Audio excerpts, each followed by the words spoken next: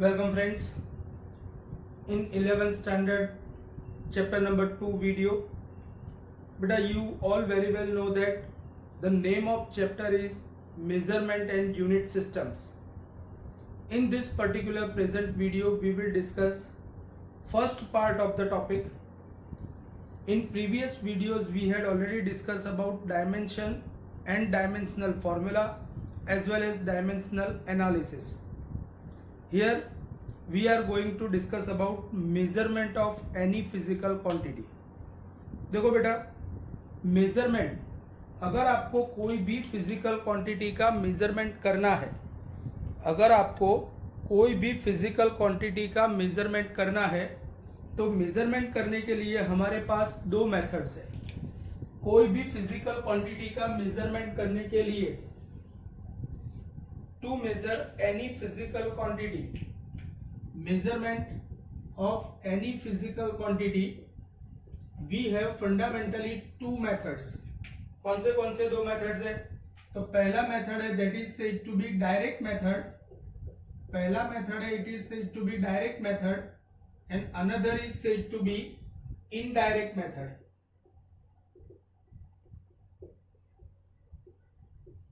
एक मेथड है जिसका नाम है डायरेक्ट मेथड और दूसरी मेथड है जिसका नाम है indirect method. Friends, direct method और इनडायरेक्ट मेथड में डिफरेंस क्या है? तो देखो, अगर मुझे कंसीडर करो कि यहाँ पर ये रूम की लेंथ, ब्रेड्थ या हाइट मेजर करनी है. अगर ये रूम की लेंथ, ब्रेड्थ या हाइट मेजर करनी है तो ऑब्वियस है कि मुझे क्या करना पड़ेगा? तो मुझे कारपेंटर वाली मीटर स्केल लेनी पड़ेगी. कारपेंटर वाली मीटर स्केल लेकर के मैं ये रूम की लेंथ, हाइट, ब्रेड्थ सब कुछ मेजर कर सकता हूं. तो अगर मैं कोई प्रॉपर इंस्ट्रूमेंट की हेल्प लेकर कोई भी डायमेंशन को, कोई भी फिजिकल क्वांटिटी को मेजर करता हूं तो that is said to be direct method. जैसे मेरी बात समझो, अगर आपको टाइम इंटरवल मेजर करना है कि भाई मैंने कितने घंटे तक लेक्चर लिया, तो ये टाइम इंटरवल मेजर करने के लिए आप वॉच का यूज कर सकते हो. Watch is a device to measure. You all very well know that watch is a device to measure time interval. अगर मुझे टाइम इंटरवल मेजर करना है तो मैं क्लॉक या वॉच की हेल्प ले सकता हूं. अपार्ट फ्रॉम दैट, अगर कंसीडर करो कि मुझे मास मेजर करना है तो हम कैसे मास मेजर करते हैं? नॉर्मली मास मेजर करने के लिए हम वेइंग स्केल का यूज करते हैं. जैसे हम कोई ग्रोसरी स्टोर पर जाते हैं तो ग्रोसरी स्टोर पर जैसे ही जाएंगे, कुछ भी हमको चाहिए तो वो वेइंग स्केल के ऊपर वो ऑब्जेक्ट को रख देता है, जिस वजह से हम उसका मास किलोग्राम में या ग्राम में मेजर कर सकते हैं. अल्टीमेटली मेरा कहने का मतलब इतना ही है कि कोई प्रॉपर एपरेटस की हेल्प लेकर अगर आप किसी फिजिकल क्वांटिटी का मेजरमेंट करते हो तो that particular method is said to be direct method to measure any physical quantity. Again I would like to repeat what is the direct method mean by. तो we can say that if any physical quantity is measured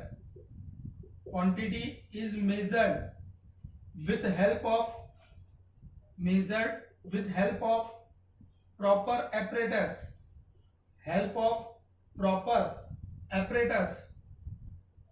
then such method is said to be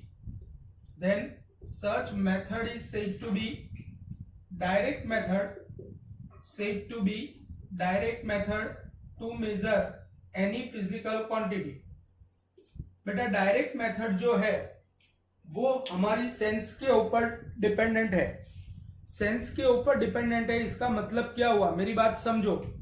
अगर मुझे metre scale या centimetre scale, हमारे compass box की scale या carpenter की scale दी गई है और कारपेंटर की स्केल लेकर के हमको ऐसा बोला जाए कि अर्थ से मून का डिस्टेंस फाइंड करो, तो क्या प्रैक्टिकली अर्थ से मून का distance with help of scale find कर सकते हो? नहीं कर सकते, क्योंकि फिजिकली हम अर्थ से मून तक जाने के लिए बहुत सारा पैसा भी चाहिए और बहुत सारे अरेंजमेंट भी चाहिए. अरे चलो मून पर तो हम जा भी पाएंगे, लेकिन किसी ने ऐसा बोला है कि सन से अर्थ का डिस्टेंस मेजर करो, तो क्या आप कोई स्केल वगैरह यूज करके सन से अर्थ का डिस्टेंस मेजर कर सकते हो? नहीं कर सकते। इन शॉर्ट, चलो सन से अर्थ का डिस्टेंस तो बहुत लार्ज है इसलिए आप मेजर नहीं कर सकते, बट कोई ऐसा बोले कि अगर मुझे एटम की रेडियस मेजर करनी है, न्यूक्लियस की रेडियस मेजर करनी है, तो टेक्निकली वो भी प्रैक्टिकली आप स्केल लेकर के मेजर करो, वो पॉसिबल नहीं है। इन शॉर्ट, बहुत बड़े डिस्टेंसेस को या बहुत स्मॉल डिस्टेंसेस को अगर मेजर करना है तो उसके लिए हमारे पास डायरेक्ट मेथड का यूज करके आप बहुत बड़े डिस्टेंस या बहुत स्मॉल डिस्टेंस को मेजर नहीं कर सकते। उसके लिए हमको कुछ ना कुछ इनडायरेक्ट मेथड इमेजिन करने पड़ते हैं, डिस्कवर करने पड़ते हैं। तो अगर आप indirectly without help of proper apparatus की हेल्प लिए बिना सिर्फ आप इनडायरेक्टली फिजिकल क्वांटिटी का मेजरमेंट करते हो, फिजिकल क्वांटिटी को मेजर करते हो, तो that particular kind of method is said to be indirect method. दो मेथड्स है, direct method and indirect method. Direct method में आप सबको पता है कि हमारे पास बेसिक एक डिवाइस है, अगर डिस्टेंस मेजर करना है तो हमारे पास कंपास बॉक्स की स्केल है, अगर डिस्टेंस मेजर करना है तो हमारे पास कारपेंटर स्केल है, मास मेजर करना है तो वेइंग मशीन है, टाइम मेजर करना है तो वॉच है। और फंडामेंटली हम यहाँ पर तीन फिजिकल क्वांटिटी का मेजरमेंट करेंगे, मास, लेंथ एंड टाइम। उसमें सबसे पहले आज हम मेजरमेंट ऑफ डिस्टेंस के बारे में डिस्कशन करने वाले हैं। बेटा सबसे पहले हम डायरेक्ट मेथड तो आप सबको आते हैं, हमको यहाँ पर इनडायरेक्ट मेथड्स को डिस्कस करना है। और फ्रेंड्स, इनडायरेक्ट मेथड को डिस्कस करने के लिए हमको थोड़ा सा एक्स्ट्रा मैथमेटिक्स चाहिए, और एक्स्ट्रा मैथमेटिक्स अगर सीखना है तो यहाँ पर सबसे पहले मैं आपको कुछ इंपॉर्टेंट इक्वेशंस बताता हूं। इंपॉर्टेंट इक्वेशन क्या है? तो देखो बेटा, इंपॉर्टेंट इक्वेशन कुछ ऐसे हैं, यहां पर ध्यान से समझना। इंपॉर्टेंट इक्वेशन में सबसे पहले मैं आपको एक इक्वेशन पढ़ाने जा रहा हूं। कंसीडर करो कि ये अगर एक सेंटर है और ये सेंटर कंसीडर करके मैं आर रेडियस वाला अगर एक सर्कल प्लॉट करता हूं, अगर मैं यहां पर आर जितनी रेडियस वाला एक सर्कल प्लॉट करता हूं, तो ये सर्कल के केस में अगर मैं ए पॉइंट और बी पॉइंट के बीच का डिस्टेंस सिलेक्ट करता हूं तो that is said to be, ये एंगल थीटा है। और अगर ये ए बी यहां पर आर्क क्रिएट कर रही है तो यहां पर हमारे पास एक बहुत ही इंपॉर्टेंट इक्वेशन है, और ये इक्वेशन का नाम है angle in terms of radian is equal to arc upon radius. वैसे तो ये फॉर्मूला आप पहले भी पढ़ चुके हो, लेकिन आपको याद नहीं है कि ये फॉर्मूला आप पढ़ चुके हो। एंगल अगर आप रेडियन में मेजर करते हो तो एंगल का रेडियन में फॉर्मूला होता है angle equal to arc upon radius. Angle is equal to arc upon radius. अगर angle equal to arc upon radius है, देखो एंगल को रेडियन में कन्वर्ट कैसे करते हैं। जब भी आपको कोई एंगल दिया हो, ये बातें याद रखना, न्यूमेरिकल सॉल्व करने के लिए बहुत ही इंपॉर्टेंट है। अगर एंगल आपको डिग्री में दिया है तो उसको पाई अपॉन 180 से मल्टीप्लाई करने पर थीटा रेडियन में कन्वर्ट होता है। जैसे अगर 0 डिग्री है, उसको मैंने पाई अपॉन 180 से मल्टीप्लाई किया तो it will become 0 radian. 15 degree है, 15 डिग्री को पाई अपॉन 180 से मल्टीप्लाई किया तो it is pi by 12 radian. 30 degree is equal to 30 degree into pi upon 180, that is pi by 6 radian. अगर 45 डिग्री है तो इसको पाई अपॉन 180 से मल्टीप्लाई किया, 45 4 जा 180 शुड बी देयर, इसका मतलब it is equal to pi by 4 radian. अगर मैं 60 डिग्री को रेडियन में कन्वर्ट करता हूं तो pi upon 180 is equal to pi by 3 radian. 90 degree is equivalent to pi upon 180 से मल्टीप्लाई किया तो it is pi by 2 radian. Friends यहां पर याद रखो कि इस तरीके से अगर हमको एंगल डिग्री में दिया है तो डिग्री में दिए हुए एंगल को आप रेडियन में कन्वर्ट कर सकते हो। एंगल अगर आपको इस तरीके से डिग्री में दिया है तो डिग्री में दिए हुए एंगल को आप इस तरीके से रेडियन में कन्वर्ट कर सकते हो। और अब हम 11-12 साइंस के लेवल पर ऑलवेज एंगल को रेडियन में ही लिखने की आदत डालेंगे। अगर एंगल डिग्री में दिया है तो उसको रेडियन में कन्वर्ट करने के लिए पाई इंटू 180 पाई अपॉन 180 से मल्टीप्लाई करना पड़ता है। उसको डिटेल में सिंप्लीफाई करने की ज़रूरत नहीं है। अब बेटा मेरी बात यहाँ पर ध्यान से समझना। यहाँ पर मैंने आपको बताया कि हमको मेजरमेंट करना है लेंथ या डिस्टेंस का। अगर लेंथ या डिस्टेंस का मेजरमेंट करना है तो डायरेक्ट मेथड तो आप सभी को आते हैं। डायरेक्ट मेथड में सिंपल आपको स्केल लेना है और पॉइंट टू पॉइंट अरेंज करके उसके ऊपर से आप कोई भी मटेरियल कोई भी ऑब्जेक्ट की length height depth distance measure कर सकते हो। And this particular method is said to be direct method.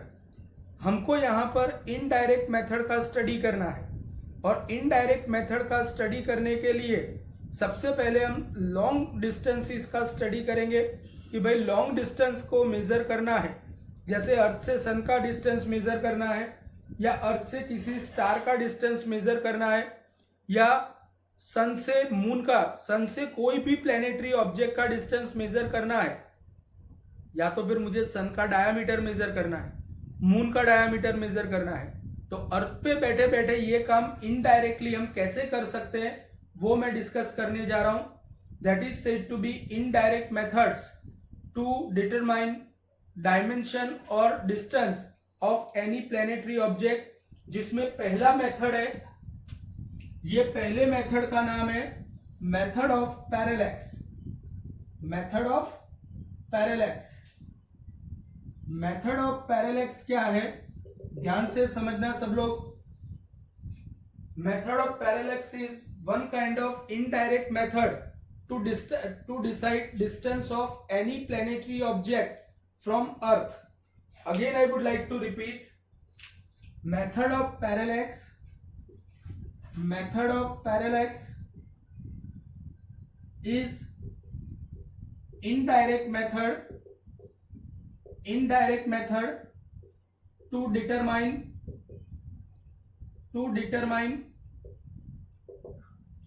distance of any planetary object from Earth। अर्थ से आपको कोई भी प्लैनेटरी ऑब्जेक्ट का डिस्टेंस मेजर करना है तो आप ये इनडायरेक्ट मेथड मतलब मेथड ऑफ पैरेलैक्स का यूज कर सकते हो। देखो ये मेथड का यूज कैसे होता है, जैसे कंसीडर करो कि ये अर्थ है, कंसीडर करो कि यहां पर ये अर्थ है और यहां पर कोई प्लैनेटरी ऑब्जेक्ट मतलब कोई स्टार है। अगर मुझे ये स्टार का डिस्टेंस अर्थ से मेजर करना है तो कैसे किया जाएगा, यहां पर हम मैथमेटिक्स की ये definition angle in terms of radian is equal to arc upon radius के फॉर्मूला का यूज करेंगे और यहां पर हम प्लैनेटरी ऑब्जेक्ट का डिस्टेंस मेजर करने के लिए ट्राई करेंगे। देखो ध्यान से, ये करने के लिए एक एक्सपेरिमेंट करना पड़ता है। ये एक्सपेरिमेंट में एक दो ऑब्जर्वर सिलेक्ट किए जाते हैं और दोनों ऑब्जर्वर को अर्थ के डायमेट्रिकली ऑपोजिट पॉइंट पर भेज दिया जाता है। कंसीडर करो कि एक ऑब्जर्वर अभी ए पॉइंट पर मैंने भेज दिया है और दूसरा ऑब्जर्वर अभी बी पॉइंट पर है। ध्यान से समझना, एक ऑब्जर्वर ए पॉइंट पर है और दूसरा ऑब्जर्वर बी पॉइंट पे है। अगर दो ऑब्जर्वर को मैंने डायमेट्रिकली ऑपोजिट पॉइंट पर भेज दिया है, अर्थ के डायमेट्रिकली ऑपोजिट पॉइंट पर भेज दिया है और हमको पता है कि अर्थ का डायमीटर हम स्मॉल डी से इंडिकेट कर सकते हैं। अर्थ का डायमीटर स्मॉल डी से इंडिकेट कर सकते हो और हम सबको पता है कि अर्थ का डायमीटर 12,800 किलोमीटर जितना है, जो फिक्स है। अच्छा, अब कोई भी ऑब्जर्वर क्या करेगा, सबसे पहले तो एक टेलीस्कोप लेगा और वो टेलीस्कोप को एग्जैक्टली हॉरिजॉन्टल, जहां पर होराइजन दिखती है, उसके लिए सेट करेगा। देखो, ऑब्जर्वर पहले तो टेलीस्कोप को होराइजन के लिए सेट करेगा। कोई भी ऑब्जर्वर सबसे पहले तो टेलीस्कोप को होराइजन के लिए सेट करेगा। होराइजन के लिए सेट करने के बाद वो स्काई के अंदर वो जो ऑब्जेक्ट दिख रहा है उसको ऑब्जर्व करेगा। इसका मतलब होराइजन की कंपैरिजन में कितना एंगल बनता है, होराइजन, और बाद में उसने प्लेनेटरी ऑब्जेक्ट को फोकस किया। अगर उसने प्लेनेटरी ऑब्जेक्ट को फोकस किया तो ये एंगल अगर θ1 उसने मेजर किया है बेटा, तो ऑब्वियस है कि ये एंगल भी θ1 होगा, ये एंगल भी θ1 होगा। इसका मतलब ये हुआ, इसी तरीके से बी ऑब्जर्वर पहले तो फोकस करता है होराइजन के लिए और बाद में ऑब्जेक्ट के लिए फोकस करता है और ये एंगल मेजर करता है θ2। इन शॉर्ट, इस तरीके से θ1 और θ2 मेजर होते हैं।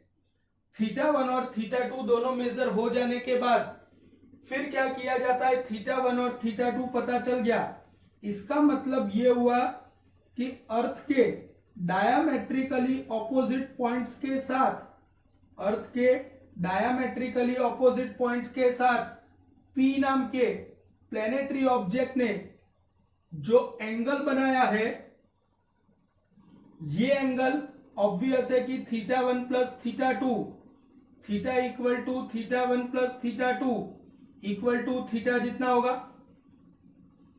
अगर ये एंगल थीटा जितना है, अगर मैं यहां पर बहुत बड़ा सर्कल कंसीडर करने जाऊं तो ये सर्कल के लिए ए बी आर्क बनेगा। ए बी क्या बनेगा, आर्क बनेगा। और ये क्या बी, अगर मैं ये डिस्टेंस को बी नाम देता हूं तो आप देख सकते हो कि बी क्या बनेगा, तो आर्क की रेडियस बनेगी। बी आर्क की रेडियस, ए बी मतलब आर्क और थीटा मतलब एंगल। यहां पर एक्चुअल में थीटा क्या है, तो theta is angle subtended bye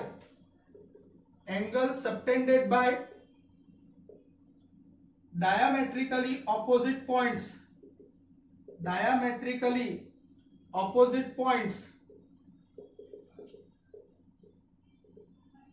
of earth, diametrically opposite points of earth।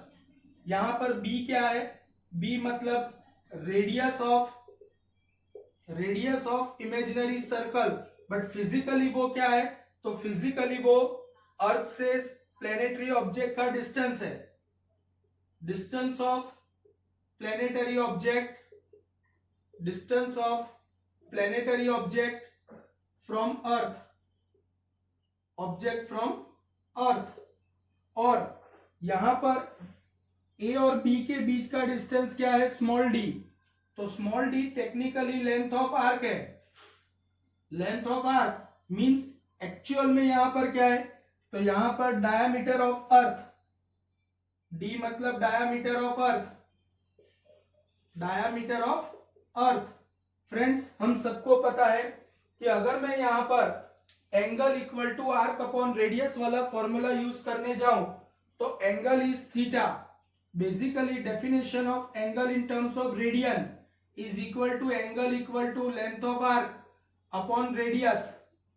यहां पर एंगल थीटा है, आर्क डी है और रेडियस बी है, लेकिन बी एक्चुअल में क्या है, बी भले रेडियस ऑफ सर्कल है but it is a distance of planetary object from earth to that particular point. तो B equal to D upon theta. और ये फॉर्मूला की हेल्प लेकर आप कोई भी ऑब्जेक्ट का अर्थ से डिस्टेंस फाइंड कर सकते हो। And this particular method is said to be method of parallax to find out distance of any planetary object from earth। Friends, यहां पर मैंने मेथड ऑफ पैरेलैक्स को डिस्कस किया। मेथड ऑफ पैरेलैक्स की ही help लेकर आप कोई भी प्लेनेटरी ऑब्जेक्ट का डायामीटर या रेडियस मेजर कर सकते हो। कोई भी प्लेनेटरी ऑब्जेक्ट का रेडियस या डायामीटर कैसे मेजर किया जा सकता है, यहां पर आप ध्यान दोगे। सेम मेथड से आप फाइंड कर सकते हो। जैसे हमको कहीं पर कंसीडर करो कि ये मून है और फुल मून डे है, इसलिए ऑब्वियस है कि हमको यहां पर पूरा सर्कुलर मून दिखेगा। और कंसीडर करो कि ये अर्थ की सरफेस है, अगर मुझे मून का डिस्टेंस अर्थ से मेजर करना है तो बेटा ये मून का डिस्टेंस अर्थ से हो गया। मून का डिस्टेंस अर्थ से जो भी है इसको मैं कैपिटल डी बोल देता हूं।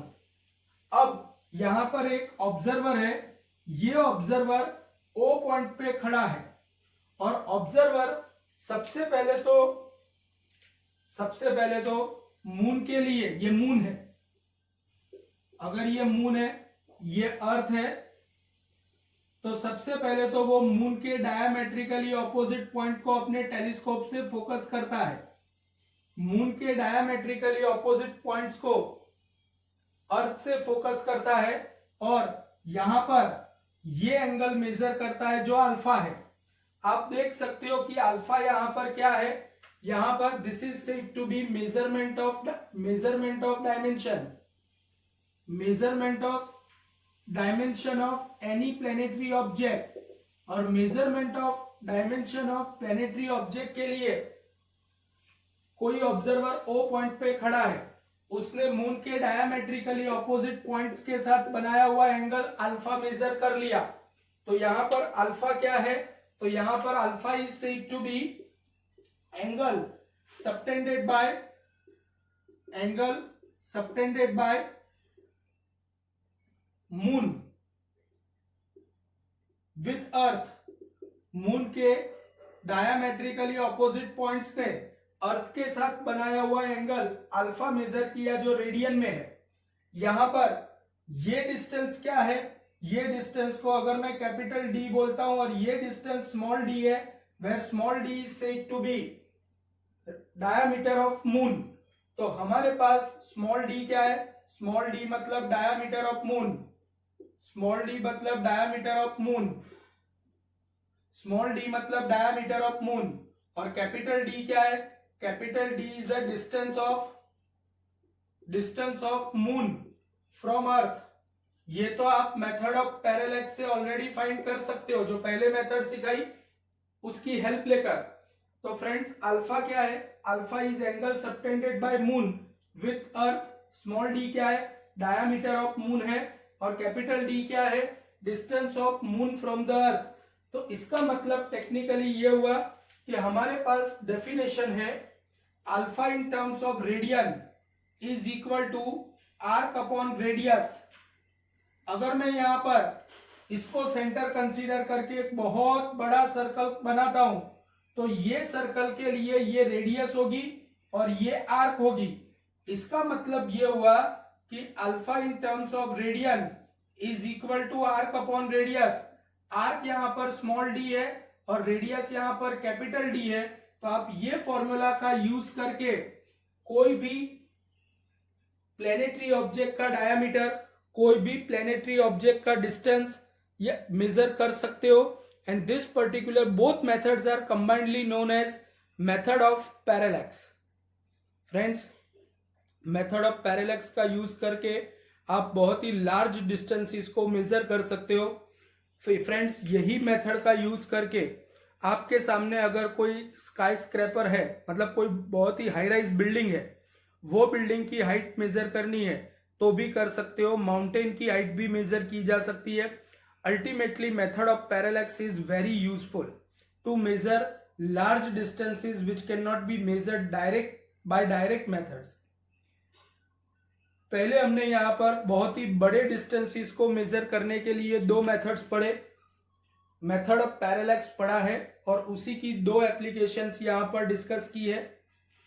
डिस्टेंस को मेजर करने का टॉपिक चल रहा है। हम डिस्टेंस को मेजर करने के लिए लार्ज डिस्टेंसेस के बारे में डिस्कशन किया। अभी हम वेरी स्मॉल डिस्टेंसेस को मेजर करने के बारे में बात करेंगे। फ्रेंड्स, स्मॉल डिस्टेंसेस को मेजर करना है तो कैसे मेजर किया जा सकता है उसका वीडियो नेक्स्ट वीडियो में अपलोड करने जाऊंगा। Thank you very much.